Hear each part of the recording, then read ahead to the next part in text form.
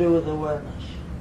And it has to do with something that no one outside can explain it to you, because I don't know exactly how the hell I do it, but I can do it. Right. Get it? Yeah. In other words, some guy, there's all kinds of things that different people have found in living that they can do that nobody else can do, and they can't teach them to do it. And I think that that's the same way that the greater understanding comes to you, in the most unexpected moment.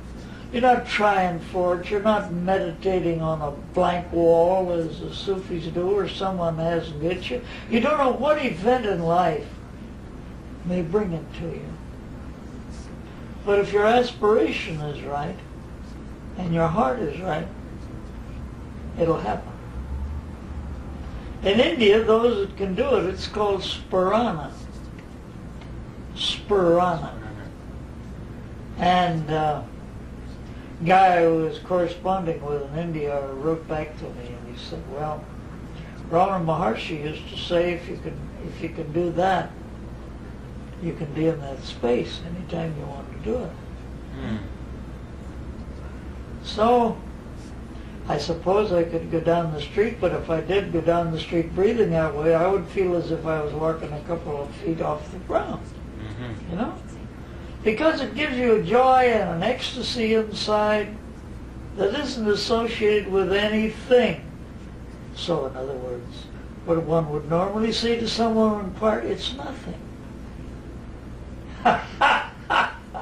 But nothing is everything. Are you saying that we should try to achieve a sort of a balance between that state and the ordinary physical state? No, the thing that you have to get a balance on is the all phases of opposites. Good and bad, hot and cold, up and down, in and out.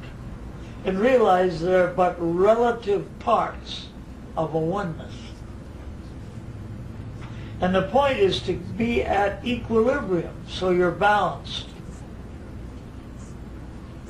But if you go all out one way, you're as lopsided as you were if you only had one leg and one arm. In your thinking, in your consciousness itself. Huh? We live in a world of dualism, but we are of the one. And the one is another way of saying God, or whatever teacher you want to mention. It's just being that. Feeling so much of that,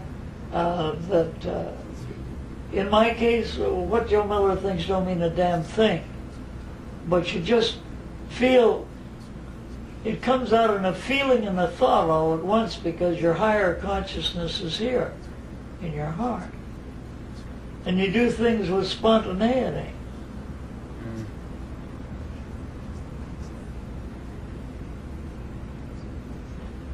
See, there's so much, you know, I could talk for, maybe 4 or 5 years, and would barely give some edges on some wild things that no one would believe logical, and they're not logical.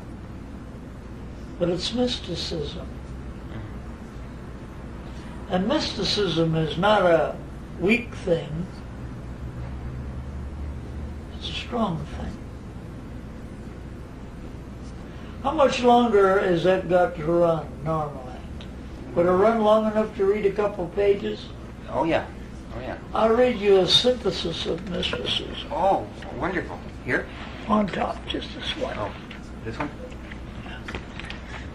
Okay. Guy wrote something in here.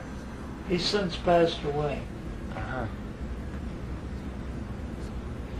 And he ties it up with people of the past, so I think you would understand it a little better.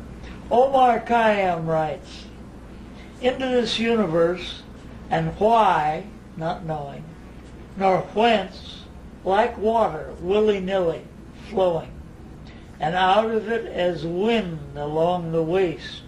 I know not whither, willy-nilly blowing. Why, whence, and whither? These are the questions that plague every thoughtful person, questions which pertain to our very life, which children ask and their elders are unable to answer, which the intellect raises and to which it cannot reply. And then man turns to philosophy and to science. In philosophy, he finds Kant, the great German thinker, examining the limits of knowledge in his monumental work, The Critique of Pure Reason, and coming to the conclusion that the mind of man can know only phenomena. It can know only things, but not nothing. Huh? See what I mean? Mm-hmm.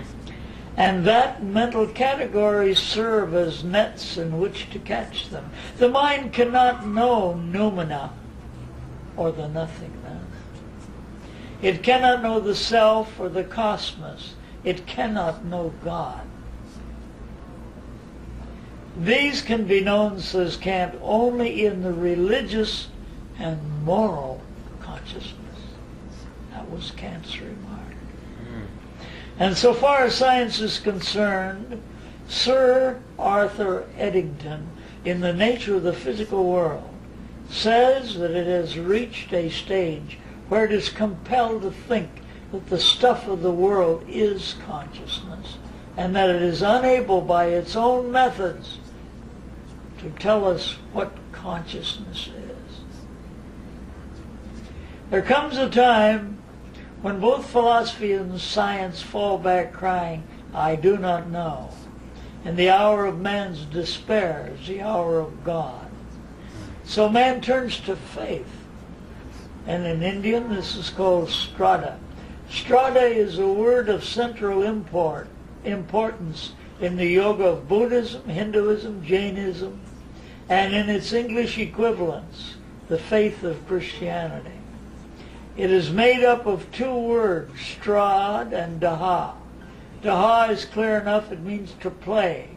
An etymological dictionary defines the ancient Sanskrit word strad as heart, and gives cognate parallel words in the other Indo-European languages. Thus, strad becomes stratus in Lithuanian. Changing into Kurd becomes cardia, which means heart in Greek. The Latin form cordis gives us the English adjective cardiac. So strata means that inner increasing apprehension by the soul, expressed in English as faith. George Santana, the poet-philosopher of America, writes on faith, O world, thou choosest not the better half.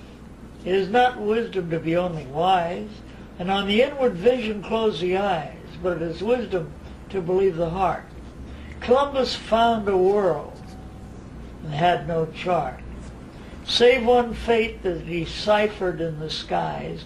To trust the soul's invincible surmise was his science and his only art.